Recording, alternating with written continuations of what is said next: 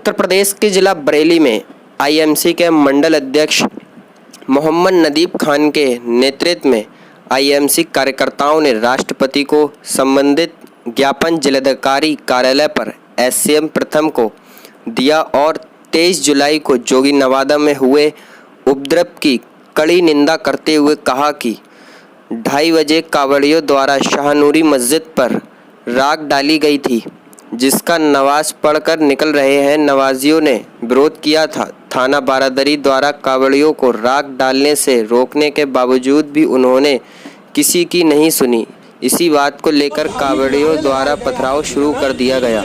जवाब में मुस्लिम समुदाय के लोगों ने भी पथराव शुरू कर दिया।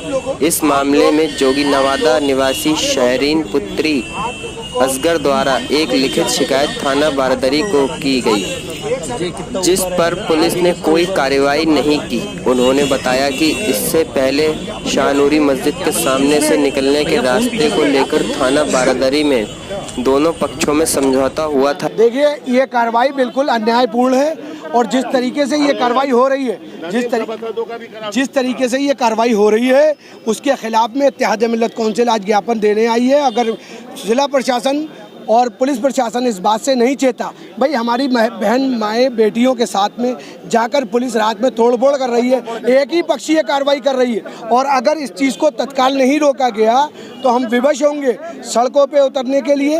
हज़रत मौलाना तौकीर रज़ा साहब के निर्देश पर बुज़ुर्गों के साथ ज़्यादती करी जा रही है, मारा पीटा जा रहा है। इसलिए प्रशासन से ये हमारी मांग है कि निष्पक्ष तरीके से कार्रवाई करे। हम ये नहीं कहते कि हमारे मुस्लिम समाज में अगर किसी ने कोई गलती करी उसे बख्श दे, बिल्कुल उसे भी सज़ा दे, लेकिन निष्पक्षता के आधार पर ऐसा ना हो कि आप लोग वन साइडेड कार्रवाई कर बरेली के अमनो अमान को खलल पैदा करना चाहते हैं। ये दिखा देना चाहते हैं कि इस समाज के हमेशा हिकारत की नज़र से देखा जा रहा है और देखा जाता रहेगा।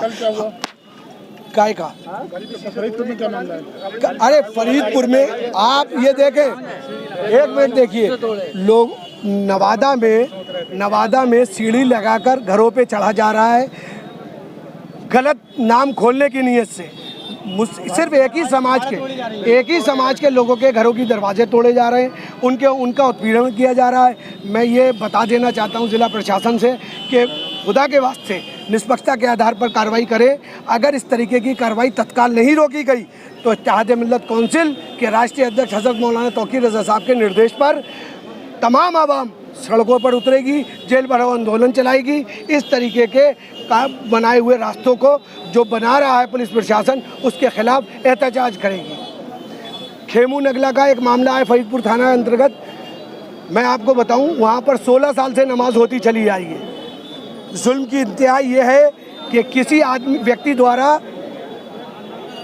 फरीदपुर के सीओ और फरीदपुर के इंस्पेक्टर को फ़ोन किया गया कि यहाँ नमाज नई परंपरा है, जबकि 2011 से वहाँ पर नमाज होती चली आ रही है। फरीदपुर इंस्पेक्टर पुलिस और सीओ साहब पुलिस को लेकर वहाँ पहुँचे, वहाँ नमाज रुकवा दी गई। मेरी ज़िले के कप्तान साहब से विनम्र निवेदन है कि उस प्रकरण की जांच कराकर जैसी नमाज हो रही है वहाँ पर नमाज वैसे ही होने दी जाए। क्या नाम है आपका? मेरा नाम अनीस सकलेनी है, मैं वार्ड नंबर 62 से पार्षद हूँ।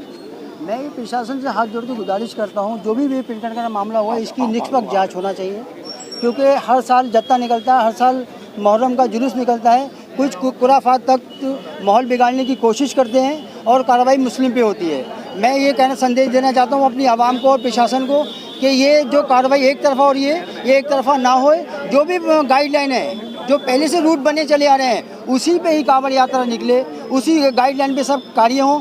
हम लोगों को टारगेट किया जा रहा है, हमारी माँ बहनों को परेशान किया जा रहा है। रातों में सीढ़ी लगाकर उनकी इज्जत आबरू पे, कोई खुला सो रहा है, कोई कैसे सो रहा है, खामोशी से सीढ़ी लगाकर छतों पे चढ़ रहे हैं, तो इसको बंद करा जाए। मैं एसएसपी महोदय से बिना निवेदन करता हूँ कि इस कार्रवाई को तत्काल प्रभाव से रोका जाए और जो दोषी हैं उनके ऊपर सख्त से सख्त कार्रवाई की जाए, क्योंकि दोषी एक नहीं है, दोनों समुदाय के लोग हैं। कि जब हमको प्रताड़ित किया जाता है, जब भी हम कोई कदम उठाते हैं, इससे पहले हम कोई, क्योंकि हम लोग अमन चैन सुकून वाले लोग हैं, हम माहौल नहीं ख़राब करना चाहते अपने वार्ड बरेली या वार्ड का। तो हम यही हाथ जोड़ के विनती करते हैं अपने आला अधिकारियों से, महोदय से, कि इसकी निष्पक्ष जाँच हो और जो भी दोषी हो, चाहे वो हिंदू हो या मुस्लिम हो, उसके बाद सख्त से सख्त कार्रवाई की जाए। एक विशेष को टारगेट नहीं बनाया जाए, क्योंकि अभी आने वाले 29 तारीख को एक हमारा मुहर्रम का जुलूस निकलेगा, वो भी मोरिया गली से निकलेगा। तो मैं उनसे एक मांग करना चाहता हूँ कि बहुत पर्याप्त फोर्स होना चाहिए, किसी भी किस्म की कोई दिक्कत, कोई परेशानी नहीं आना चाहिए। जब तक हम मुहर्रमदारी और सही से कार्रवाई नहीं हुई तो मुहर्रम का ताजिया जुलूस है हम नहीं उठाएंगे, क्योंकि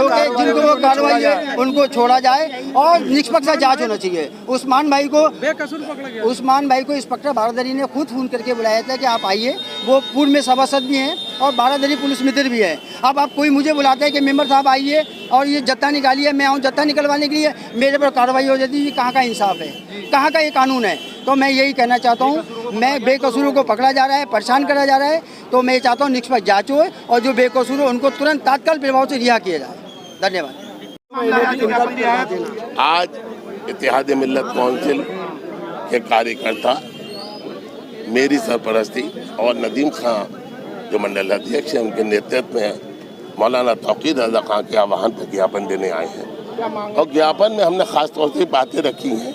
तो सबसे बड़ा मुद्दा एक है, पिछले वर्षों थाना बारादरी के अंदर दोनों पक्ष, यूँ कि कई बार ये वहाँ पर विवाद हो चुका है, पिछले वर्षों में थाना बारादरी के अंदर दोनों पक्षों के बीच एक समझौता हुआ। समझौता ये हुआ कि कावड़ के जत्थे जुलूस की शक्ल में, एकदम भीड़ की शक्ल में नहीं जाएंगे। जब शाही नूरी मस्जिद आएगी उसकी 300 मीटर की परिधि में 10-10 लोग एक ग्रुप में जाएंगे, शांतिपूर्ण तरीके से, कोई नारा नहीं होगा, खामोशी से पास हो जाएंगे। अब क्या थाना बारादरी पुलिस की जिम्मेदारी नहीं थी कि उस जो समझौता हुआ उसका उल्लंघन कर रहे हैं उनके खिलाफ कार्रवाई होना चाहिए? जब एक समझौता हो चुका, पहली बात। दूसरी बात, जब थाना पुलिस को यह मालूम था कि यहाँ अक्सर विवाद होता रहता है, तो जो धार्मिक स्थल रास्ते में पड़ते उनकी सेफ्टी क्यों नहीं की गई? अगर उस मस्जिद की सेफ्टी हो जाती, वो राख और रंग उस पर नहीं पड़ते, तो क्या ये विवाद होता? हरगिज नहीं होता। तो ये जिम्मेदारी किसकी है? पहली बात। दूसरी बात ये है कि जब पुलिस अधिकारी ये बयान दे रहे हैं और प्रशासन भी ये कह रहा है कि पथराव दोनों तरफ से हुआ, तो मुकदमा एक तरफ से क्यों, दूसरी तरफ से क्यों नहीं हुआ?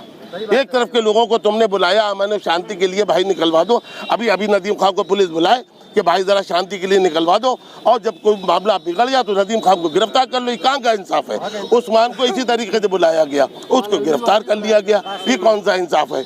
मैं ये पूछना चाहता हूँ, अगर आपने इधर से हमारे खिलाफ मुकदमा लिखा तो खिलाफ उनके भी मुकदमा लिखना चाहिए। जो जीप किसने तोड़ी, पुलिस से धक्का मुक्की किसने की, उस समझौते का उल्लंघन किसने किया, ये सब जांच का विषय है। उनके खिलाफ मुकदमा लिखे।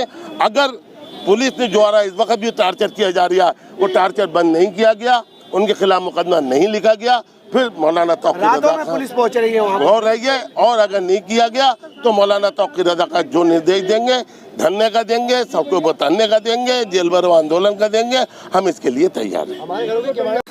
उत्तर प्रदेश के जिला बरेली में ऑल इंडिया रज़ा एक्शन कमेटी RSC आपको सूचित